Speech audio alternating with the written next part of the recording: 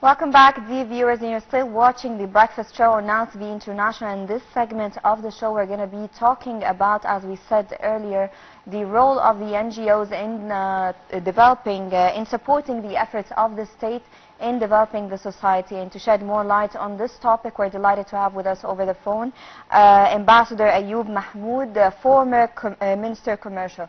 Good morning, Mr. Ambassador. Good morning to you and to the viewers. Good morning to you. So, talking about the role of the NGOs in that is working hand in hand with the government to support and develop the society. We've seen a lot of initiatives lately from حياة كريمة to تكافل وكرامة, 100 مليون صحة, سكن كريم, and many others that the government initiated with the help of the NGOs. They are working together to develop and the society. So what's your comment on this, please? The NGOs are working hand in hand with the government to establish better life for all the Egyptians, especially the less affluent, the less rich people.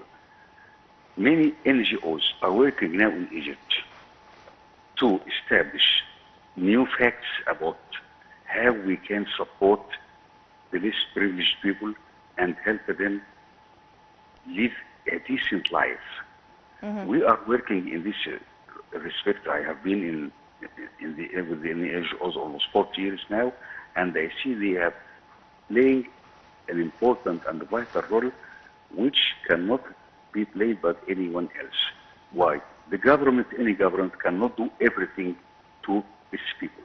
So the NGOs step in to fill the gaps, and in many cases they are the first who initiate business with the people, because they know what the people actually need, and we are with the people and living with them and know what is needed, how best it can be done, and at the lowest cost possible, so that it covers a bigger number of people.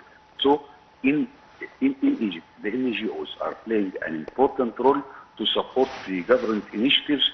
There are several government initiatives, which حياة كريمة, decent life, and so on. And this is why it is very important to support and to encourage the NGOs to do more in this respect.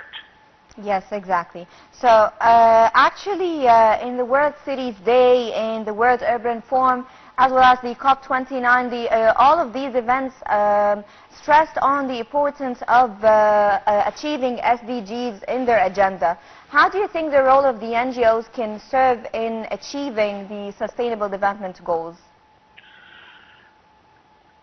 Every initiative has its budget. Yes. But its budget cannot be done only through one source. We can do it better when several hands are playing in this respect. That is to say, more than one NGO is supporting what the government is doing and backing it, and in many cases we initiate what should be done, and the government follows the NGOs in this respect. So the NGOs play an important role, and the government is keen to find more support from the NGOs, because this means the government will be able to cover more numbers of people who need support, need help, need assistance in this economic situation. We see it in every country in the world, difficult economic situations in many countries, and so the NGOs make life easier, make life more affordable, make life more enjoyable for the people who need this help at this time.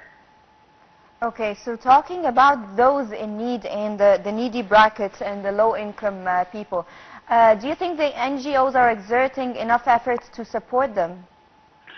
Yes, NGOs are doing a lot in this respect.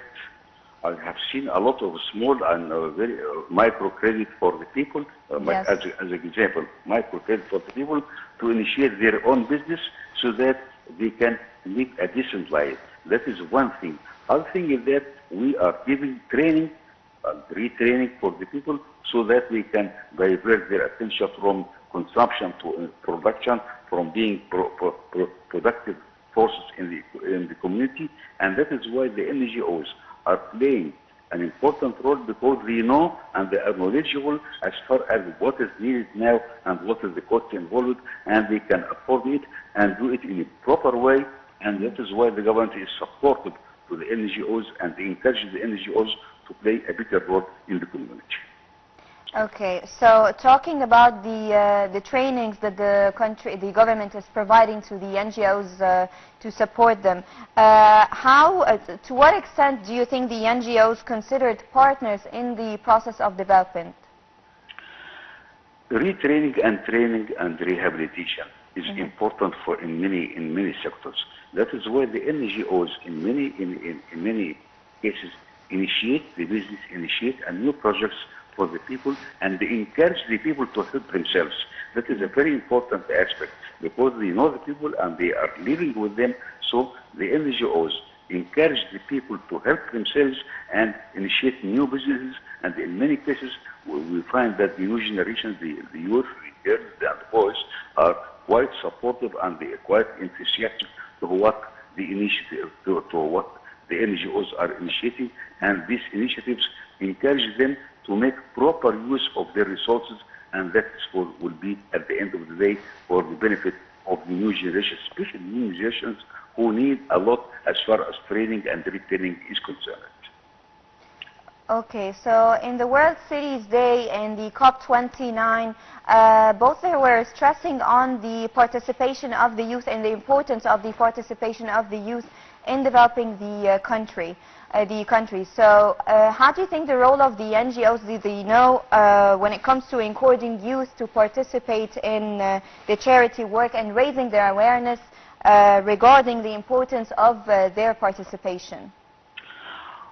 We have a motto: create awareness and take action. Yes. This means that we are creating awareness and raising the awareness of the new generation, especially new generations, which is very important aspect of life in Egypt. New generations need to be taken care of, to be considered, and also to given a role and given responsibility. We need them to have this responsibility and try it in several ways. We've seen in many small projects by the new generation, by the youth, and in many cases they are successful ones, although they are small. Through our microcredit, the microcredit of the NGOs, we find the new businesses are coming up and they are succeeding and giving a good example for those who are sitting on the bench to step in and begin a new life for them. Yes. And talking about, we have seen a lot of NGOs actually emerging to support women, mostly those who support their families. So how do you think the role of the NGOs in supporting the women? We have seen a lot of initiatives actually.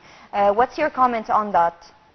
Wallahi, I have seen several projects initiated by single women. I mean single women, single mothers, I mean. Yes. And in many cases we find that these women need and they receive and they are welcoming what the NGOs are doing for them and for the small families, especially in the Upper Egypt, in the south and in the countryside. In many cases you find that woman is the backbone of the family. And when the man or the husband or the father is missing for this or for that reason, so the NGOs step in and support women to live a decent life, give them training, and in many cases we help them in marketing their projects, participating in exhibitions and fairs. And so the new generations and the women, especially the new women, depend heavily, and I can say heavily now, on the NGOs in helping them initiate their business and live a decent life for them and for kids. Okay, as we are talking about the NGOs, needless to mention, we have to mention actually the role of the NGOs in times of crisis, especially what's happening in Gaza and Lebanon right now and the ongoing escalations. So how do you think the role, could you please tell us more about the role of the NGOs in supporting the refugees here in Egypt? The NGOs in this case play the most important role, because they see the sufferings of people and they know how to handle it, and they help them to have a new life, a more peaceful life, and giving them the means. Sometimes it's just the food and just the water, which the NGOs are helping these people in Gaza and South Lebanon and other parts of the Western Bank. So the NGOs are helping the families at this level, at the family level, to live a decent life and give them guidance how to better use the resources, the limited resources available, and in many cases they take them from their place, which is dangerous enough, to other places when they can begin a new life, whether in Gaza or in South Lebanon. Yes, okay. Okay, and what about the role of the NGOs in supporting the health and education in Egypt? In supporting the health and education. Oh, health and education. Yes. Health and education are the two pillars of any development in a country, in the world. Yes. When we see that the new generations, the NGOs are having their own clinics for their own classes, for the people who are in need, or they cannot afford the high cost of